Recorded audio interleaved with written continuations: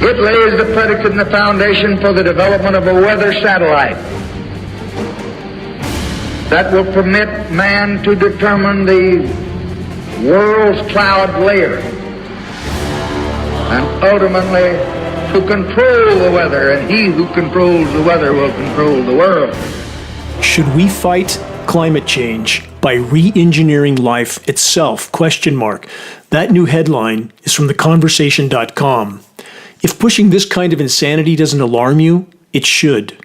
We're already neck deep in uncharted water. Each of us. All of us. Next, more insanity, the obvious, already occurring kind. Geoengineers think they can slow climate change. The catch? ?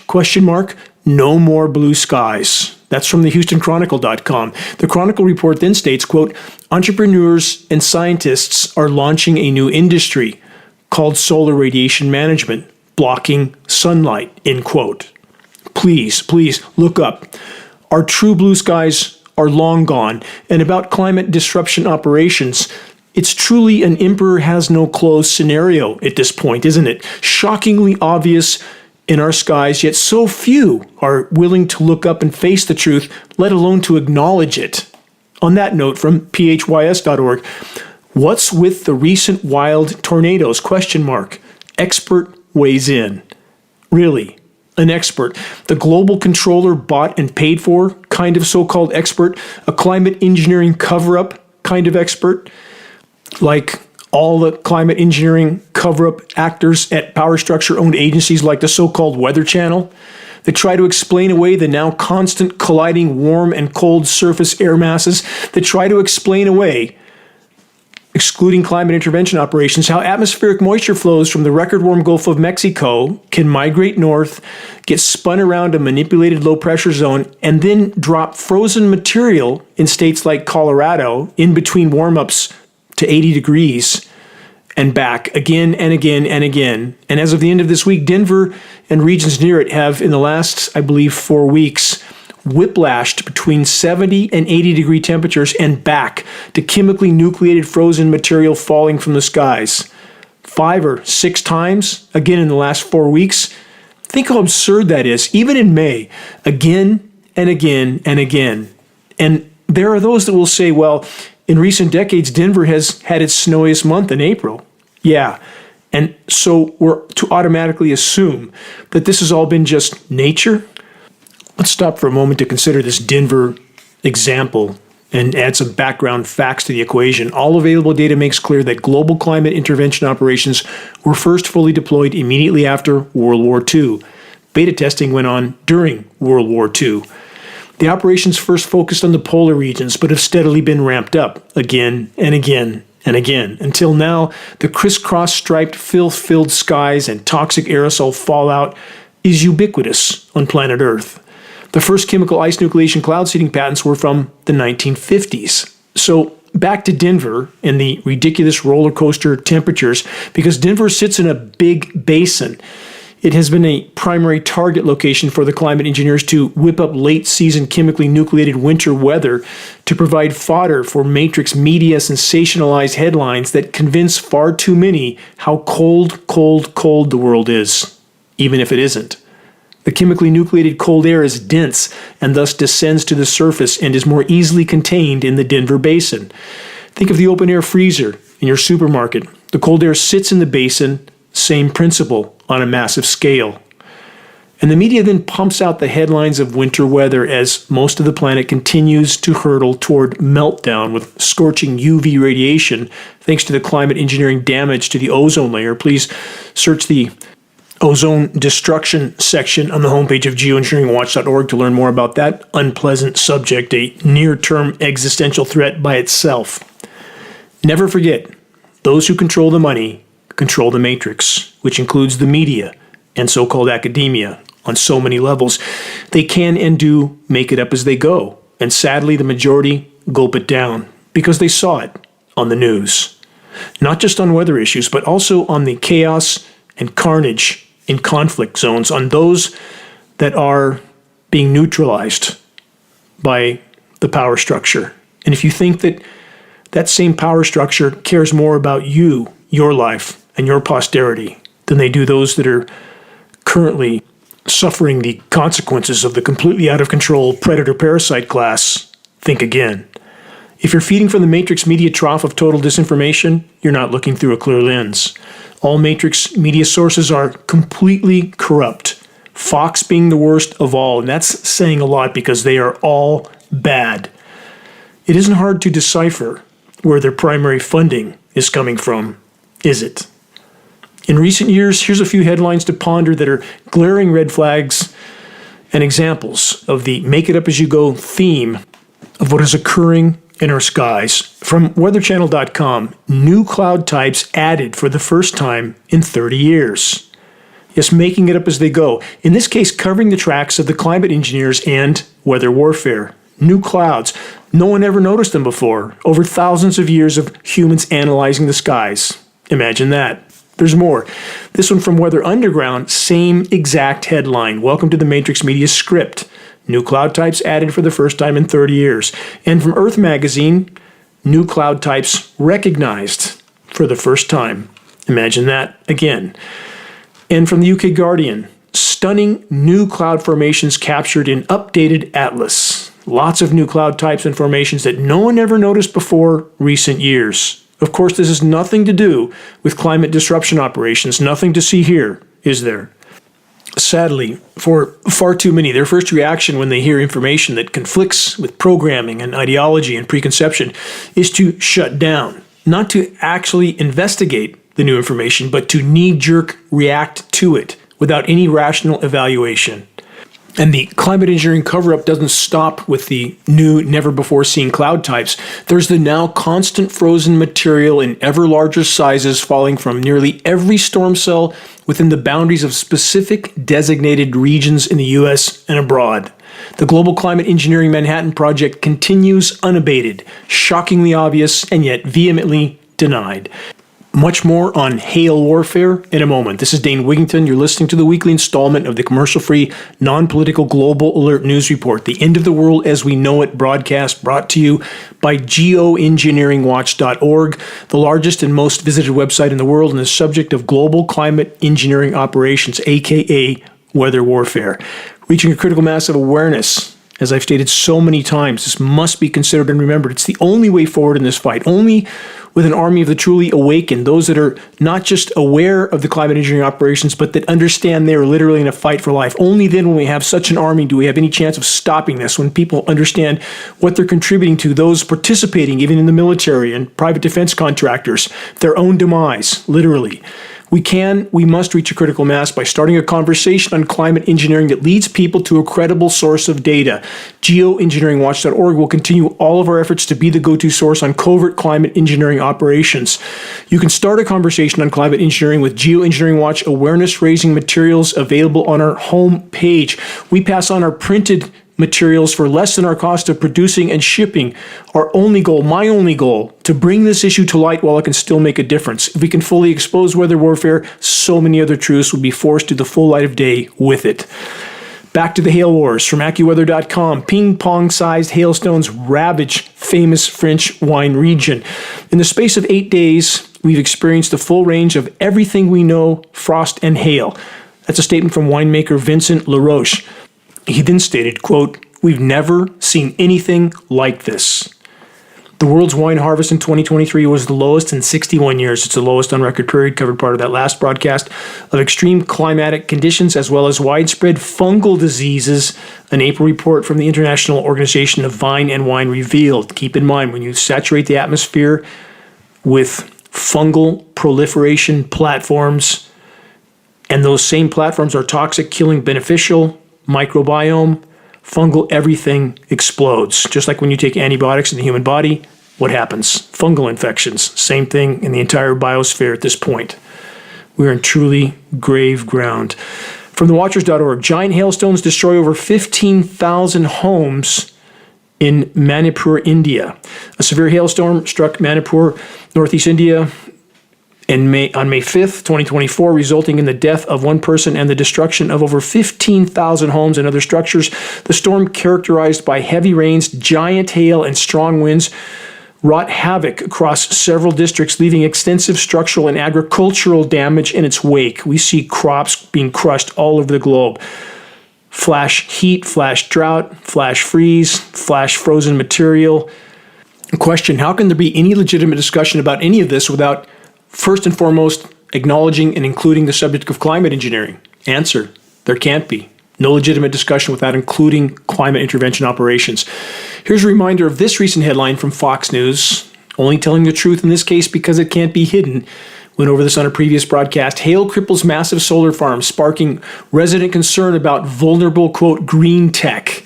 There's nothing green about so-called green energy. It's better than outright burning of carbon fuels, but it's no panacea, and it definitely will not save us. And I am off the grid. Wind, hydro, solar. Wind's worthless now because the wind patterns are so disrupted from climate intervention operations and their effect on convection, which affects surface winds. And again, the blocking of direct sunlight, which crippled my solar PV system. And the intense UV makes it worse also because that heats up the panels, and that drastically reduces their output as well. So again, this is what brought me into this battle. And we have the so-called green community pushing these alternative forms of energy, all three primary sources of which, wind, hydro, and solar. Climate engineering is completely thwarting. How much sense does that make?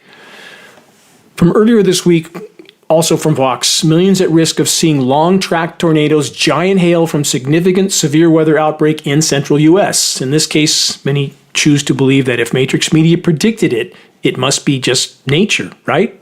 No matter how unnatural and catastrophic the weather becomes, nothing to see here. Move along. How many have noticed that the sun now often looks different, brighter and whiter? Often so-called clear days in which there is all too often a silvery white sheen to the skies. And if you block out the sun with your hand, you may spot a halo around it. So has the sun changed somehow? No. The atmosphere has and is. Constant saturation with light scattering, SRM, solar radiation management, nanoparticles, and the constant manipulation of these particles with powerful destructive frequency transmissions. Thus, our now heavily damaged ozone layer and a sun that looks and feels different. It's the atmosphere, not the sun. All AccuWeather, the next headlines. It's all from last week. Let's piece these all together. First, flooding swamps southeast Texas after more than a foot of rain. Heavy rain in southeast Texas caused severe flooding, closing roads, submerging homes and cars, with drought and heat persisting in other parts of the Lone Star State. Drought deluge scenarios, the hallmark of climate disruption operations. More on that shortly in this broadcast. Next, severe storms to continue to rattle and flood parts of central U.S. through first weekend in May. The report states the likelihood of severe weather and flooding will continue over parts of the central United States through this weekend as well. Here's another. High winds to rip across interior west and high plains, generating difficult travel and a high fire risk. Drought, deluge scenarios. The gusty conditions will roar across more than a dozen states, resulting in dangerous crosswinds, blowing dust, and even localized damage. AccuWeather forecasts have stated atmospheric pressure zone manipulation, exceptional zonal surface winds. Connect the dots. How much is so very different from historical norms? There's more. New tornado outbreak threatens storm-ravaged central U.S. this week. More dangerous severe weather, including the likelihood of multiple tornadoes, loom for a large part of the plains and midweek, early next week as well. Weekend rain in northeast to have added chill from, quote, sneaky backdoor front. Again, this is all AccuWeather headlines, a succession of them all from this week. They say even though the weekend will not be a total washout in the northeast, most areas will experience several hours of rain and some long-lasting cool conditions that can impact outdoor plans. Yes, there's another example of the climate engineering cover-up actors making it up as they go. A, quote, sneaky backdoor front, end quote. Translation, flash surface cool down via patented processes of chemical ice nucleation, cloud seeding operations. Again, consider and remember chemically cooled surface air masses colliding with manipulated flows of moisture from the record-warm Gulf of Mexico equals colliding air masses. Cyclonic rotations, aka a tornado spawning ground. Here's a question. Are the last two chemical ice nucleation cloud seeding winters in the western U.S. turning the tide on the mass die-off of Douglas fir trees, the predominant tree in western North American forests? Not so much. In fact, the extreme die-off is only accelerating. And should this come as any surprise when the countless lab tests of precipitation over the region, both rain and snow, prove the precipitation is toxic, with elements like bioavailable aluminum nanoparticles that not only kill off soil microbiome, but also kill off root systems, halting nutrient uptake for countless forms of flora, not just Doug firs. Bioavailable aluminum nanoparticles are harmful to all life forms, no exceptions. Aluminum nanoparticles are also named in climate engineering patents and many science references on climate engineering elements. Never, ever is the indisputable toxicity mentioned, nor of other climate engineering elements like barium, strontium, manganese, surfactants, polymer fibers, graphene, and God only knows what else may be in this mix. The climate engineering experiment on all life is ongoing with zero oversight from any sane source. How long will the majority of the public continue to pretend they see nothing in our skies? How long will agencies and organizations do the same, especially when their fearful so-called leaders instruct the flock to ignore the climate engineering atrocities? On that note, here's two disturbing examples of follow the leader denialism. The Northern California branch of the Tea Party and the Northern California chapter of the Sierra Club. There are many more examples in the same vein, but here's a few details on these two which I have personal experience with. Going back a number of years, I gave multiple presentations on the dangers of climate engineering to a large Tea Party group and member gatherings in Northern California. Their members were friendly, supportive, and seemed to grasp the gravity of the dangers posed by climate engineering.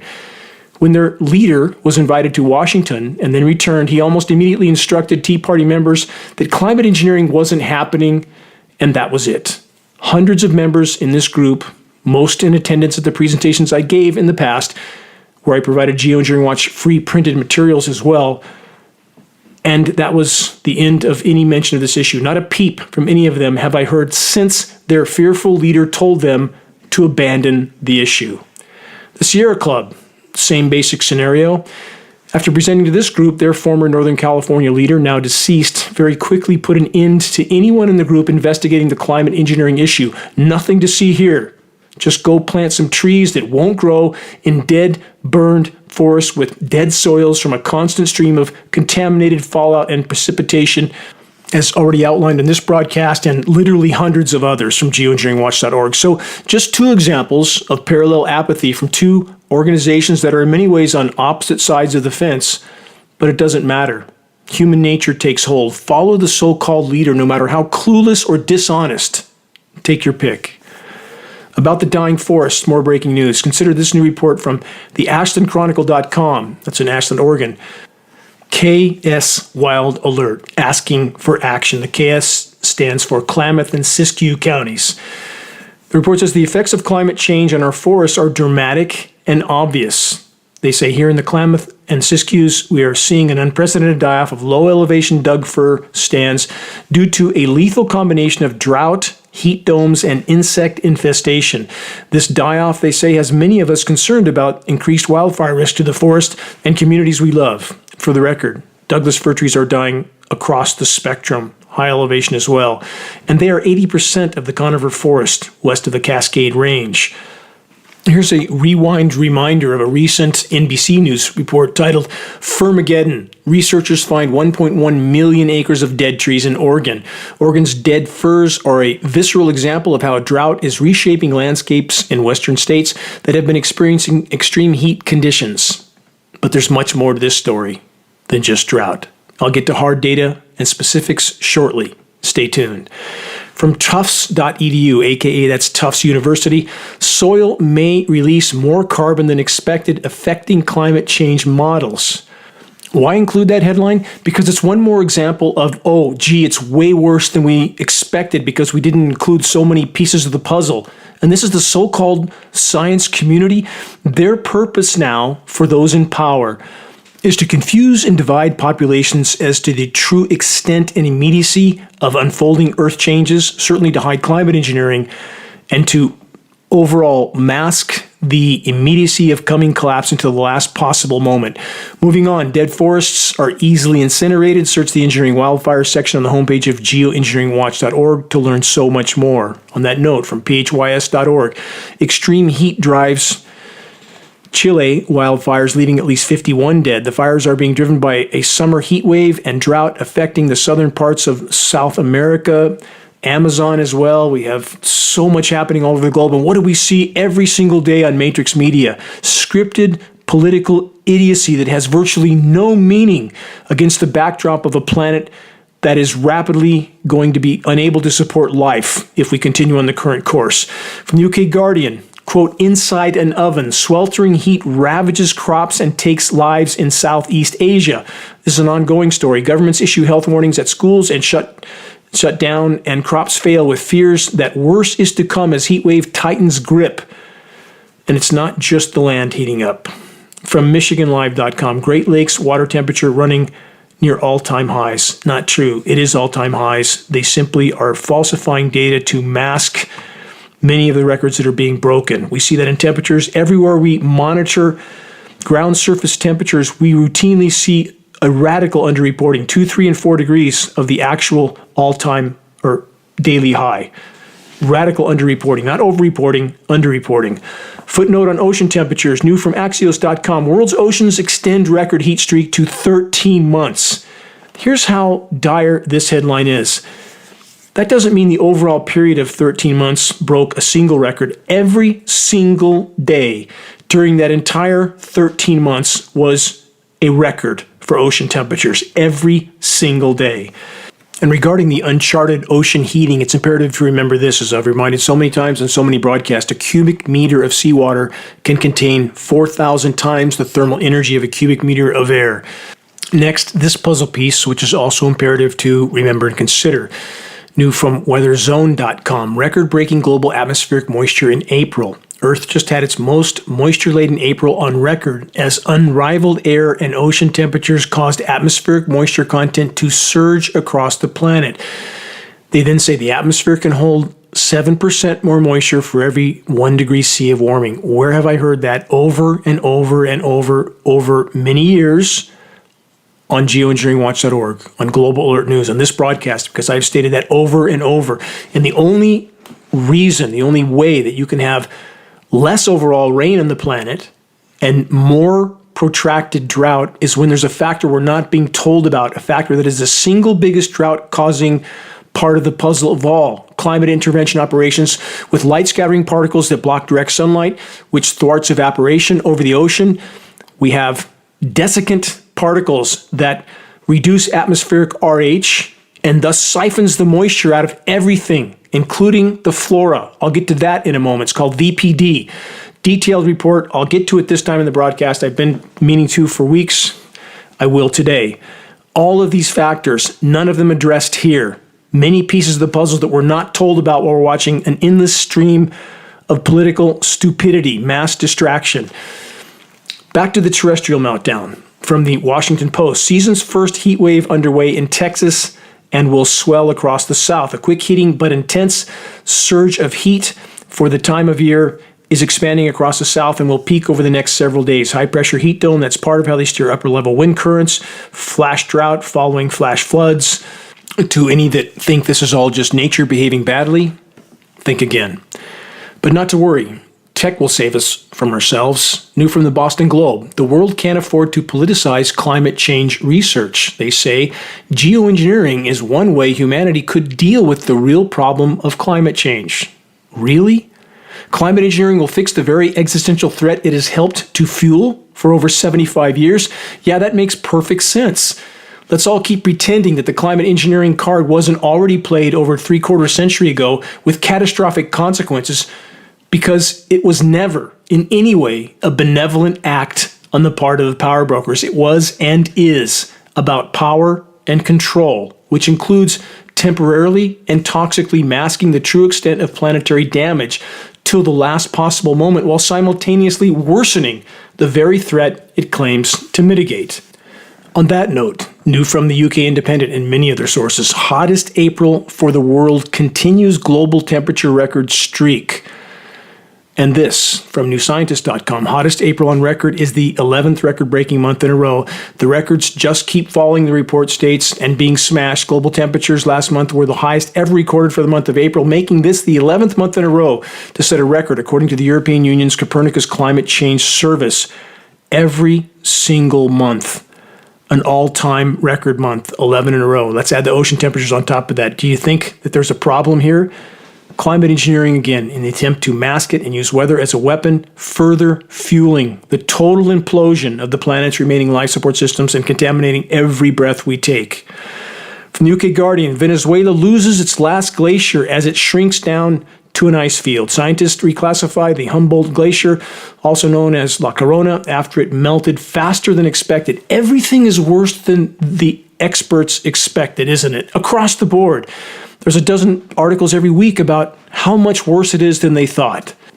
Question, if I knew, if Geoengineeringwatch.org knew and stated it on the record for the last 15 years, how could the so-called climate science community not know? Either criminally ignorant of the very field of study in which we're told they're experts or lying. Another from newscientist.com, extreme heat could trigger the worst global financial crisis ever seen.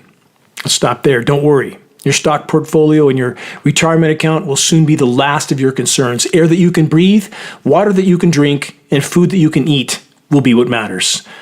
More deception coming to light. New from popularmechanics.com. Trillions of tons of carbon are missing from the climate models. Trillions of tons. Remember that. They say the top 2 meters of soil beneath our feet currently hold roughly 2.3 trillion tons of inorganic carbon, 5 times more than all of the terrestrial plants on Earth combined. Scientists arrived at this number by analyzing 200,000 soil samples from around the world. Summary of this report. Yet another example of, we didn't realize that excluding trillions of tons of carbon from the climate models would hide the true gravity of what's unfolding. Again, 15 years, Geoengineering Watch has stated these facts on the record, that we are being lied to, that what's unfolding is far worse than anything we're being told, and climate engineering is further fueling the fire. And ask yourself how the so-called experts could, forget to include trillions of tons of carbon in the equation. And on that note, I have to add this caveat because so many will parrot what they have heard. Carbon is good, the more the better. That's not true. Water is good. You can't go without water for 1 or 2 or 3 days, perhaps. If your head is a foot underwater, you're not going to last more than a few minutes at best. It's about balance. When you completely overturn the former atmospheric chemistry balance, nothing can adapt at this speed, period. And when one element goes completely off the rails, it triggers other elements, cascading collapse effect. Please understand the complexity of this equation. It's not a simple this or that scenario. For multiple sources, scientists scramble as rare rain events in the Arctic trigger issues. They say, quote, we are trying to keep up with what's going on, end quote. Rain and snow events in the future will have, they say, an outsized impact, again, triggering downstream cascading collapse. More meltdown feedback loops. Worse is coming fast. New from the Washington Post, the drowning South, where seas are rising at alarming speed. One of the most rapid sea level surges on Earth is besieging the American South, forcing a reckoning for coastal communities across 8 U.S. states. A Washington Post analysis has recently found at more than a dozen tide gauges spanning from Texas to North Carolina, sea levels are at least 6 inches higher than they were in 2010. That is an astounding increase in that span of time. As they say, a change similar to what occurred over the previous 5 decades. The average sea level at Charleston has risen 7 inches since 2010, 4 times the rate of the previous 30 years. Scientists are documenting a barrage of impacts, ones they say that will confront an even larger swath of U.S. coastal communities, even as they try to decipher the precise causes of this recent surge. Really? They can't figure out why sea levels are rising, thermal expansion, and the melting of land-based ice? How can they not figure this out? It's mind-boggling, and the public is trained to not question the so-called experts, and I don't care what field of study it is. The lack of honesty, accuracy, and professionalism is mind-numbing across the board. Let's add this from CNN. It's been 2 years since the UK's poop-engulfed beaches became a national scandal. Now it's even worse. Raw sewage is being pumped into England's rivers and onto beaches at a truly astounding rate. Over the past few years, members of the British public have seen beaches closed for swimming on peak summer holiday weekends, dead fish floating in busy rivers, and found themselves surfing effluent, engorged waves. That sounds like fun, doesn't it? First, it was the smell, quote, says Giles Bistow, who once found himself in the middle of a sewage slick when surfing in Staunton, Devon. Then we saw toilet paper and sanitary products in the water. That was a real moment of, oh God, that's his quote. Over the past few years, the UK's poopy beaches problem has been sparking increased anger from citizens around the country. And this is only a small snapshot. I'm giving this as one tiny snapshot of what's happening all over the globe that we hear nothing about. And people think as long as Walmart's open and McDonald's is selling Big Macs, everything's fine. Nothing to worry about. And about Earth's ocean as a whole. Yes, it's just one ocean, all connected, being used for a toxic waste dump on top of superheating. Is it really any wonder that everything is dying? From Yahoo.com, scores of starving brown pelicans found on Southern California beaches. Scores of emaciated brown pelicans, too weak to fly, have been found on Southern California beaches in the last month and taken to an Orange County rescue center, according to its director. We're getting dozens of calls. Executive director of the Wetlands Wildlife Care Center in Huntington Beach said on Saturday people are finding them in parking lots and their backyards. The rescued pelicans, she said, are coming in at half their body weight. They're also very anemic. It's unclear, the report says, why pelicans, which feed on anchovies, sardines, and mackerel, are suffering from malnutrition. The center controller said that she contacted scientists at the National Oceanic and Atmospheric Administration, the agency with a federal gag order on them, who told her that there was plenty of bait out there for the birds to feed on. We don't know the cause, they said. They're just all starving, end quote. First, I so love pelicans. They would routinely hang out on the back step of my dive boat when I was on sabbaticals diving at the Channel Islands, a chapter from my past life. And next, for these so-called scientists to claim there's lots of food out there for the birds, we just can't figure out why they're all starving and dying. Two possibilities again. The so-called experts are completely clueless or they're lying. Take your pick. From the Anchorage Daily News, fish are shrinking around the world. Here's why. Scientists are worried. The Anchorage Daily News report then states there's something fishy going on in the water. Across Earth's oceans, fish are shrinking, and no one can agree why. They say overfishing and human-caused climate change are decreasing the size of adult fish, threatening the food supply of more than 3 billion people who rely on seafood as a significant source of protein. Toxic superheating waters and dead fish. Dying plankton, been over that in this broadcast so many times. They can't figure out why the fish are shrinking and the pelicans are dying when the oceans are completely imploding across the board. Whales dying, fish washing up dead everywhere, 102-degree temperatures on Florida beaches, coral dying across the board, kelp forest imploding, 95% gone across the world, and the scientists can't figure out what's going on. Climate engineering raging above all of it, destroying the ozone layer, which is bombarding the sea surface with incredibly lethal UV radiation, which wipes out the plankton that has to feed in the upper layers of the water column. That's the base of the food chain for the entire ocean, and they just can't figure out any of it, can they? From phys.org, steelhead trout, once thriving in Southern California, are declared endangered. I grew up in Southern California, at the base of the San Gabriel Mountains. My first sabbaticals into the mountains to spend the night and catch my dinner in what was then beautiful streams below Mount Baldy in Southern California by moonlight at times, fishing along this beautiful stream, San Antonio Creek, and catching my dinner in the moonlight there. 12 years old is when I started that. And I can't even imagine that reality now. Can't imagine. Gone. More updates on our toxic seas from the LA Times. Nothing is untouched. DDT found in deep sea fish raises troubling concerns for food web. This is an ongoing story, getting worse all the time. For several years now, one question has held the key to understanding just how much we should worry about the hundreds of tons of DDT that had been dumped off the coast of LA. It's about 500,000 barrels. Try to digest that. How exactly, the report says, has this decades-old pesticide, a toxic chemical, spread across the seafloor? What do you mean how? How can they not know how? What else is it going to do? Continue to re-enter the food web, question mark. These are absolutely absurd questions from the so-called science community. For the first time, the report says chemical analysis confirmed that these deep-sea organisms are contaminated by numerous DDT-related compounds that match similar chemical patterns found in the seafloor in animals higher up on the food chain. Significant amounts of DDT-related chemicals have been found in present-day dolphins and coastal feeding condors. And a recent study by another team even connected an aggressive cancer in sea lions to DDT, and they just can't figure out why the pelicans are so decimated and starved. Can't figure it out. Climate engineering raging in our skies. No, not happening. You're not seeing what you're seeing.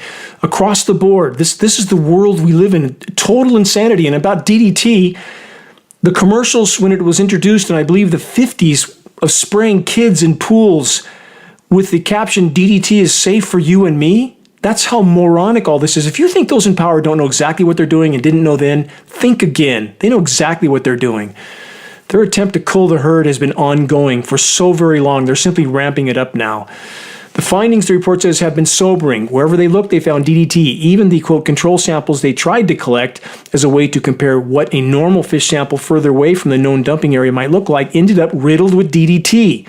Contamination everywhere. One team of scientists, in an attempt to map and scan the seafloor for DDT-related waste, discovered instead, it gets worse, a multitude of discarded military explosives from the World War II era. Another team unearthed records showing that barrels of radioactive waste had also been dumped at sea in this region. And during an urgent investigation into an old forgotten records archive, the U.S. Environmental Protection Agency discovered that from the 30s to the early 1970s, 13 other areas off the Southern California coast had also been approved for all manner of dumping, including the disposal of various refinery products and 3 million metric tons of petroleum waste. Stop and think about all this. How clear can it be that those in control have no concern, even for their own survival, no comprehension of the consequences of their actions, even to themselves? And that's not an opinion. That's the conclusion of psychoanalysis of those who are addicted to power. Ponder that one. When you hear people say, well, that can't be true, they wouldn't do that to themselves, they already have. On so many levels and so many layers, it would be difficult to even comprehend it, and we will all soon pay the price on the current trajectory. Back to that culling population part from phys.org. Drinking water in low-income communities is more likely to be contaminated by, quote, forever chemicals, research finds. What a surprise. Another from phys.org. Study shows the longer spilled oil lingers in fresh water, the more persistent compounds it produces, aka PFAS, forever chemicals. From MSN.com, drill baby drill. In America's biggest oil fields, the ground is swelling and buckling. In a desolate stretch of desert spanning West Texas and New Mexico, drillers are pumping more crude than Kuwait. The oil production is so frenzied that huge swaths of land are literally sinking and heaving. The constant extraction and injection of liquids has wrought complex geologic changes, which are raising concerns among local communities. I wonder why. Long supportive of oil and gas, earthquakes linked to water disposal have rattled residents and prompted state regulators to step in. Some researchers worry that wastewater might end up contaminating scarce drinking water supplies. Really? Who would have imagined that could happen when you pump millions of gallons of toxic water filled with literally hundreds of chemicals into the ground? Gee, I wonder if it could contaminate groundwater. Who could have possibly imagined that? Just another day in the planetary asylum, and the contamination raining down from our skies is even more insidious and inescapable. But let's just blame China for everything, right? This new headline is from the UK Daily Mail and many other sources. China is creating heat waves over the Pacific Ocean, study claims. I'll sum up this report. China, the report states, isn't polluting enough. So, the report claims, that's why the Pacific is superheating, dying, and with grave weather ramifications. This is a covert method of pushing for even more spraying of atmospheric climate filth under the guise of so-called solar radiation management operations, which, of course, the U.S. is by far the single largest participant, with by far the largest military in the world, with more funding than the next 9 biggest militaries combined. And how's that weather warfare working out so far, on top of an already badly damaged and dying planet? Take a look around. The answer is shockingly clear and will become more so in the next weeks and months ahead. Wait and see. You're listening to the weekly installment of Global Alert News, the Bad News Broadcast, installment number 457, May 11th, 2024. This is Dane Wigington, your host. Global Alert News is brought to you by Geoengineeringwatch.org, the largest and most visited website in the world on the subject of climate intervention operations known as geoengineering. Recordings of this commercial-free, non-political Global Alert News Hour broadcast can be found on the homepage of Geoengineeringwatch.org under the recent column and on the Dane Wigington YouTube channel. Geoengineering Watch wishes to express our deepest gratitude to those that have helped us to expand our reach and thus our voice in this desperate last-hour effort to sound the alarm while it can still make a difference. If you're on our email list, please put us on your email contact book so that our mailouts don't go to the spam files. Please help us to share the groundbreaking documentary, The Dimming, which fully exposes the climate engineering atrocities, now with over 10 million views on YouTube. The best way to share is by circulating the direct link to The Dimming by email directly from the homepage of Geoengineeringwatch.org. Sharing directly helps us to overcome social media censorship. When viewing our YouTube of The Dimming or Global Alert News or any other Geoengineering Watch video on YouTube, please subscribe, share, and comment, all of which helps us to circulate critically important data to a much wider audience. About reaching those that still aren't looking up and connecting the dots, here's a primary way. Start a conversation with Geoengineering Watch awareness-raising materials, which can be found on our homepage. Our only goal, to provide activists what they need to help us to move this fight forward, and we need your help. We cannot do this alone, and we are running out of time. Extremely high-quality printed materials are there with shocking images, a picture's worth 1,000 words, and we pass these printed materials on for less than our cost of printing and shipping. We also have Geoengineering Watch hoodies, Geoengineering Watch shirts. Photos of both can be found on our homepage. The shirts and hoodies are great conversation starters. We have scannable business cards, bumper stickers, all effective tools to help strike up a conversation on the climate engineering issue. Again, reaching a critical mass of awareness on this issue is the only way forward in this fight. If we can expose it, we can stop it from the inside out. If you're willing to share a picture of yourself with a Geoengineering Watch t-shirt or hoodie, perhaps at a local mall or somewhere crowded, please send us your photo so that we can post it as part of our activist compilation, which is now part of our materials page. The images encourage others to make their voices heard in this all-important battle to sound the alarm. To all those that are steadfastly committed to this must-win fight for everything that matters, everything that we hold dear, as always, I want to express my deepest and most profound gratitude to you. It's our collective efforts that can absolutely still make a difference even at this late hour. Moving on, about the PFAS forever chemicals that recent science study proves are in every single drop of rain all over the world. From the UK Guardian, PFAS increased likelihood of death by cardiovascular disease, study shows. For the first time, researchers have formally shown that exposure to toxic PFAS increases the likelihood of death by cardiovascular disease, adding a new level of concern to the controversial chemicals' wide use. That's 15,000 different chemicals, by the way. Now let's add this puzzle piece, an excerpt from a science study published in Nature.com. Ultrafine particles, that's PM.1, which are present in the air in large numbers, pose a health risk. Obviously, this is true. The smaller the particle, the greater risk it is. They generally enter the body through the lungs, but translocate to essentially all organs, compared to fine particles PM2.5, which are the smallest that are measured for, generally PM10. All this other material goes under the radar. They, the smaller particles, cause more pulmonary inflammation and are retained longer in the lungs. The toxicity is increased with smaller size, larger surface area, absorbed surface material, and the physical characteristics of the particles, aluminum, barium, strontium, manganese, graphene. Connect the dots. Exposure to PM.1 induces cough and worsens asthma. Is it any wonder that every other commercial is big pharma breathing commercials for some of their new concoctions to treat the contamination we're exposed to? Metal fume fever is a systematic disease of lung inflammation, most likely caused by PM.1. The disease is manifested by systemic symptoms hours after exposure to metal fumes, usually through welding. Look up. It's coming from more places than that. Causes systemic inflammation, endothelial dysfunction, coagulation changes that predispose individuals to cardiovascular disease and hypertension, and are also linked to diabetes and cancer. There's not much it's not linked to. That's the bottom line. It's raining down through our breathable air column. It's in every drop of rain. That doesn't sound good, does it? Hang on, because there's more. Now let's consider this recent report from Time magazine. Less than 1% of Earth has safe levels of air pollution. 99.82% of the global land area is exposed to levels of particulate matter PM 2.5, tiny particles, not even to mention the nanoparticles in the air that scientists have linked to, again, lung cancer, heart disease, above safety limit recommended by the World Health Organization. According to a peer-reviewed study in The Lancet, consider that. 99.82%, basically the entire planet. There's no safe air, period.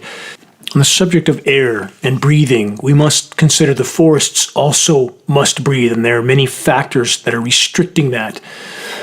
VPD, vapor pressure deficit. I've spoken about this on so many broadcasts over so many years. The climate science community is now finally beginning to acknowledge it. From phys.org, let's start with this. Global warming kills forests by restricting tree transpiration.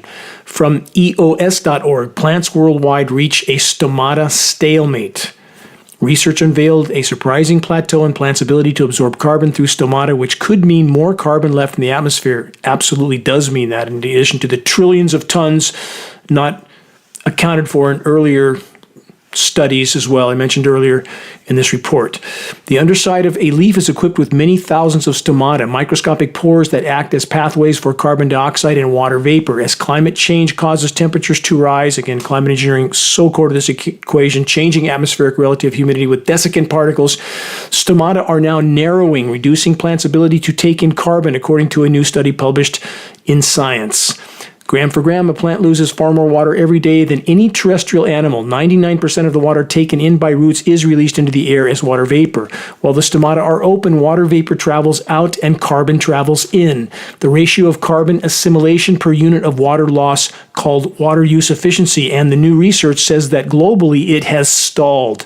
Previously, many scientists thought that in the face of rising emissions, water use efficiency would increase, according to the study's lead authors, because higher atmospheric carbon concentrations would mean more carbon would enter stomata. As I've stated so many times, there's so much more to the equation. It's not a simple more is better scenario. Too many people have been trained to think that. It's not accurate. The report then says, but what we show is different. The global average plant water use efficiency has stabilized, aka stalled. Water pressure changed the story. That's because carbon emissions don't happen in a vacuum. They happen in a complex system. Not only is carbon dioxide increasing, temperature is increasing, air is becoming drier, and this is where vapor pressure deficit comes in. But remember what I stated earlier. Remember that I covered April had the most atmospheric water vapor ever. So how does this fit in? How do we have these massively dry areas? Because climate engineering is derailing the hydrological cycle and filling the atmosphere with desiccant particles. Profound effects from that, including the incendiaries. These materials are incendiaries when they settle on forest foliage and forest floors. Here's yet more confirmation of VPD and its effect on the trees that the climate science community is apparently just waking up to. From the Oregon Capital Chronicle, new finding, lack of humidity, not rainfall, is bigger problem for trees. An Oregon State University team untangles the complicated way Northwest trees battle for survival during the droughts. From Firmageddon, that's the study I mentioned earlier, to Western red cedars, another study, drought has been implicated in the death of multiple tree species across the Northwest. Yet, how exactly drought is stressing and killing the region's trees has remained something of a scientific mystery. Gee, we just don't know. Geoengineeringwatch.org knows, but we don't know. They say the study published in the journal Agriculture and Forestry examines how Douglas fir trees responded to two very different elements of drought that are known to slow tree growth and lead to tree death: lack of rainfall and low moisture levels in the air. They say then, surprisingly, the study found that atmospheric aridity, that's dry air, was far more detrimental to the health of the Douglas fir than a lack of rainfall. As VPD goes, vapor pressure deficit, as it goes up, you're essentially increasing the evaporation demand or how much water is leaving the tree, end quote. VPD, now implicated again and again for 10 years on this broadcast, almost 10 years. I've been trying to bring this issue to light. Finally, some acknowledgement from the so-called climate science community. So again, I ask, why are the so-called experts omitting so many puzzle pieces in so many arenas of so-called science? Criminal omissions. What else have most never considered as key to our collective future, or lack of it? Earthworms may appear humble, but Charles Darwin thought that their work in improving soil structure and fertility was so important he devoted his final book to them. He said, "It may be doubted if there are any other animals which have played such an important part in the history of the world as these lowly organized creatures." With that in mind, this from the UK Guardian: vital for looking after the soil, fears as UK earthworm population declines. Keystone species has potentially enormous effects on above-ground wildlife and ecosystem functioning. Large-scale wildlife declines have been reported in oceans, freshwater, and on land, but what's happening under the soil is still relatively unknown. They say, we know birds that feed on earthworms are declining, so we're wondering what was happening with the worms. Again, climate science community in the dark again. The biggest declines seen in the study were in broadleaf woodland ecosystems. It could be, they say, because of the climate crisis, drying out the soil or runoff from surrounding farmland, toxic rain as well. The loss of worms could be playing a bigger part than we realized. Gee, we didn't know. Again and again and again. The Guardian report continues. Earthworms are vital for looking after the soil, which is the basis of all life and what grows our food. The loss of worms could affect our ability to feed a growing human population.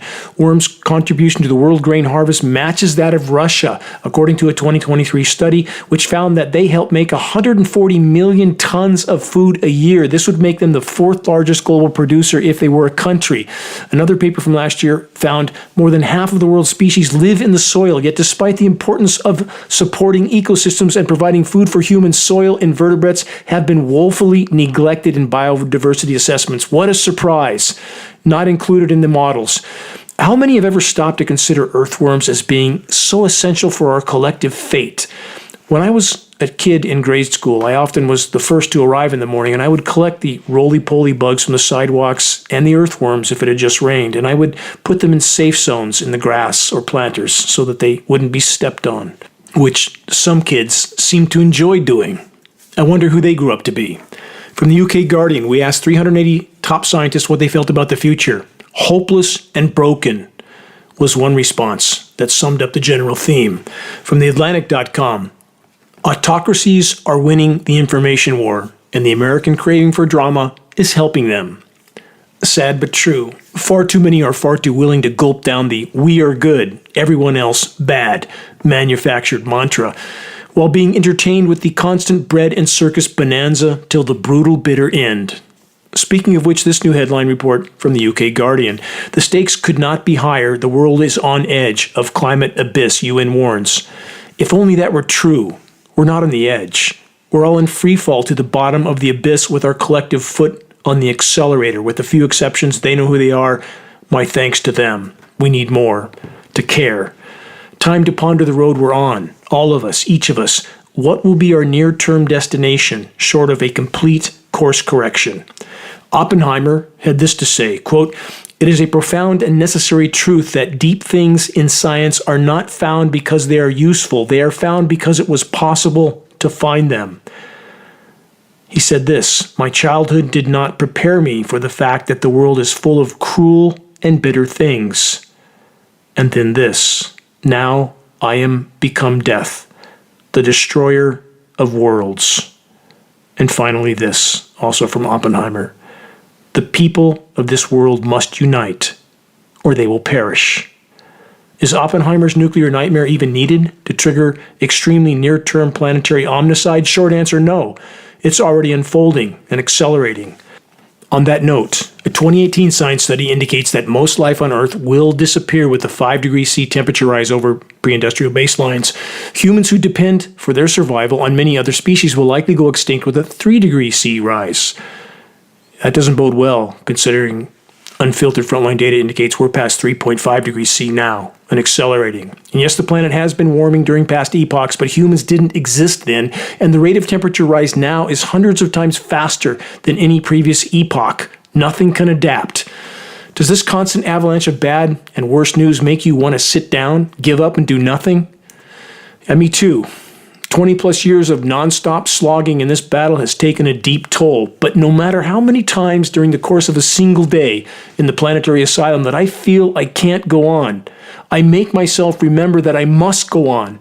I make myself remember that every single flying, crawling, running, or swimming creature that is still struggling to survive has no voice except for us. I make myself remember that every single child that is born into what's left of this world has no chance of a future on the current course. None. I make myself remember that the completely corrupt cancer of criminality, chaos, and carnage that currently controls the money printing, thus the media, militaries, and countries, must be fully exposed. And if, at that moment, enough summon the courage and fortitude to care without caution, we may yet be able to hold legally and morally accountable all those that actively or passively participated in the insanity on so many levels, which includes the criminal cover-up of all of it, Matrix media and all who serve it included. Those who have and do present pure propaganda as truth when it is anything but. Those who push non-stop scripted political theater, distraction, and division while completely omitting any and all dire stories unfolding all over the world on a rapidly dying planet that has been decimated from countless forms of human activity from the skies to the ground, with nuclear nightmares on numerous fronts, some already unfolding and untold more converging. The seas are dying, the trees, the insects, the animals, crops, and us. Every breath we take, every bite we eat, what we drink, all is now contaminated. So yes, the horizon looks damn dark.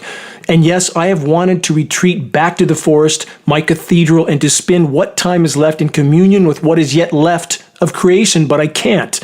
My conscience won't allow it. I could never count or recall all those that I've seen come and go from the front line of the fight, but I still hope against hope that they will summon the courage and their sense of purpose and meaning and their calling of conscience and then return to their post. Collapse and impact on countless fronts is close. It won't seem real until it is, but no matter what comes, true unshakable solace can only exist in knowing that you did your absolute best to investigate and face the truth, to make a difference for the better until your final breath.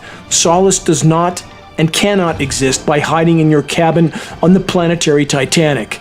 Check the activist suggestions link on the homepage of Geoengineering Watch for specific instructions on how you can help to move this fight forward. Yes, it matters. Regardless of what anyone around you is doing or isn't doing, we only have to answer for our own actions. Please make your voice heard, make every day count. Time is not on our side. Until next week, this is Dane Wigington from geoengineeringwatch.org.